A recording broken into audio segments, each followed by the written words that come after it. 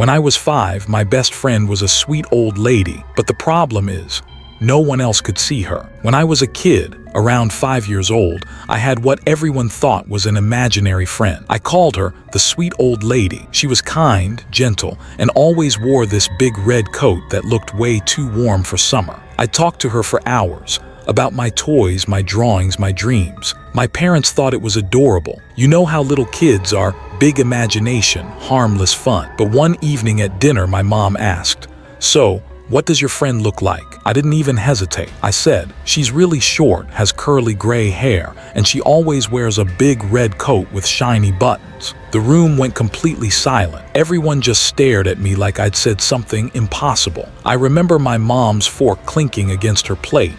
My dad froze in mid-bite. Finally, my grandma spoke up. She looked pale and whispered, "That sounds exactly like my mom." I just laughed. "Yeah, maybe she's her," I said. But then my grandma said something that made my stomach drop.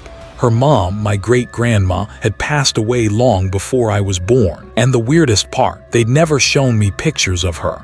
I wasn't even supposed to know what she looked like. After that night, no one ever mentioned the sweet old lady again. But I still remember her smile, her voice, and how she'd say, "You're never really alone, sweetheart." Sometimes, the people who love us most never really leave. They just find new ways to visit.